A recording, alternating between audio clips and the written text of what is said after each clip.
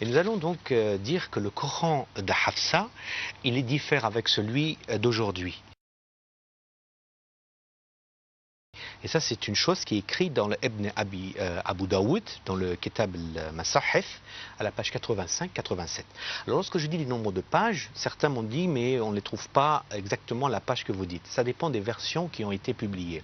Certainement, les dernières versions qui ont été publiées en 2011-2012 ont souvent, si vous faites attention, par exemple, vous achetez Sahih Bukhari, dans les bibliothèques qui se trouvent maintenant à Paris ou à Bruxelles ou à Londres ou dans d'autres villes, vous pouvez même vous rendre compte qu'ils marquent version abrogée ou version incomplète, parce qu'ils ont retiré beaucoup des références que nous disons.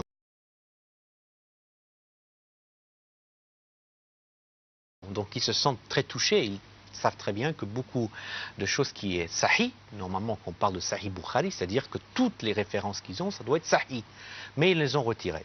Mais là, quand je vous parle d'Ibn Abu Daoud, on parle effectivement de la version qui a été imprimée il y a 20 ans, si je ne me trompe pas, à la page 85-87, et qui dit que, je vous lis donc la tradition, Ubaydullah nous a rapporté d'après Nafi, Hafsa ordonna à un de ses captifs de lui écrire un codex. Elle lui dit, lorsque tu arriveras au passage, observe exactement les prières, notamment la prière du milieu. Donc la version, c'est une tradition qui est rapportée par Hafsa. Ubaydullah nous a rapporté, d'après Nafi, Hafsa ordonna à un de ses captifs de lui écrire un codex. Elle lui dit, lorsque tu arriveras au passage, observe exactement les prières, notamment la prière du jour, donc du milieu. Acquittez-vous de ce culte envers Dieu dévotement. Ne l'écris pas avant que je ne te le dicte, de la façon dont je l'ai entendu réciter par l'envoyé de Dieu. Et lorsqu'il parvient à ce passage, elle lui ordonna d'écrire, observez exactement les prières, notamment la prière du milieu du jour et la prière de l'après-midi, Asr. Acquittez-vous de ce culte envers Allah dévotement. Donc, là, il est bien dire que la version de Hafsa, elle a ajouté la prière de l'après-midi après la prière du milieu. Donc Hafsa, qui est donc la fille de Omar, la mal'ouna, et la maudite, a ajouté dans le Coran, à Baqara, verset 238, la prière de l'après-midi. Parce qu'elle dit qu'elle a entendu exactement du prophète. Actuellement, ces mots n'existent pas. Quand vous ouvrez le Coran, au chapitre 2, verset 238, vous ne pouvez voir ça. Donc Hafsa, c'est la seule femme qui a dit que dans son Coran et sa version à elle, il existe dans le Kitab al-Masahif d'Ibn Daoud, à la page 83-85, qui vous dit, voilà la version de Hafsa, elle a ce Coran. Subhanallah. Après, vous osez dire que les chiites croient à un autre verset.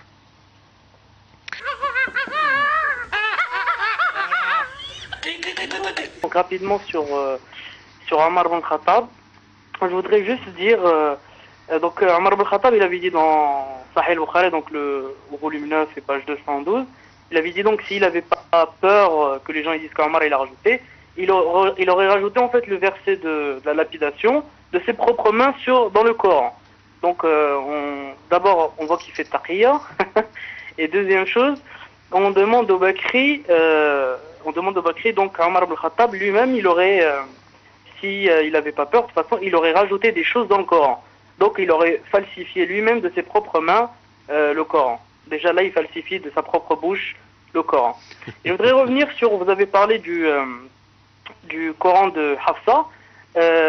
Moi, j'ai le Coran de certains compagnons et de leur propre bouche. Donc dans le Coran, Allah subhanahu wa ta'ala il dit, donc dans le surat Les Coalisés, verset 6, et le prophète a plus de droits sur les croyants qui n'en ont sur eux-mêmes, et ses épouses sont leurs mères. On trouve dans le tafsir de Tabari, donc qui est rapporté, il dit, il dit certains de nos compagnons, ils avaient l'habitude de réciter le prophète a plus de droits sur les croyants qu'ils n'en ont sur eux-mêmes, et ses épouses sont leur mère, et il est leur père. Donc tradition 21 597. Et on retrouve la même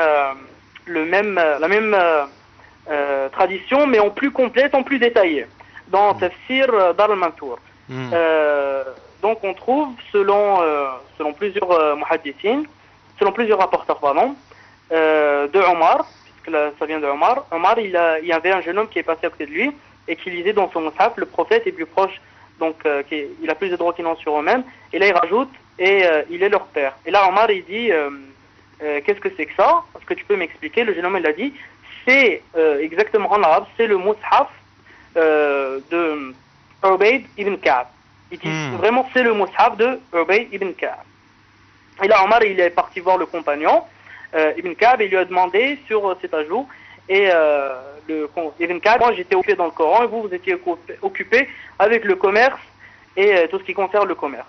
Donc dans le Tafsir Dar al-Mansour, il est clairement mentionné c'est le mushaf de Ibn Ka'b.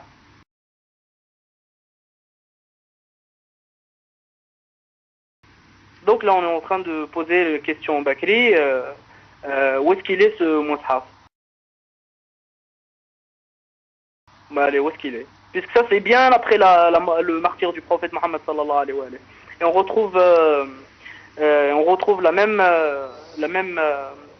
riwaya, rapportée par Suyuti, et rapportée aussi par Al-Bayhaqi, et dans leur sunan qui disent que là c'est Ibn Abbas qui dit la même chose, il récite le même verset juste il l'interfère et il dit et il est leur père.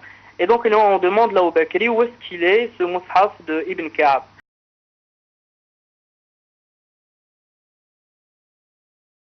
Et pour conclure rapidement et pour la petite parenthèse sur les références, je voudrais juste dire que moi j'ai contacté personnellement une maktaba, une bibliothèque, une librairie en ligne salafiste wahhabi parce que avant je voulais acheter une nouvelle version des Kutub al-Sitta, les 6 livres, et je leur avais demandé sur les références. Ils m'ont dit que les références changent en fonction des maisons d'édition. Donc c'est pas la peine de dire ouais on trouve pas ça, ça dépend de la maison d'édition, parce qu'une maison d'édition elle peut imprimer suivant tel format, elle peut imprimer suivant tel nombre de volumes, etc. Il y a des versions qui sont nouvelles, qui sont abrogées et retirées. Pourquoi elles sont retirées? C'est ça la question. Pourquoi ils ont des choses à cacher? Si vous êtes dans le droit chemin,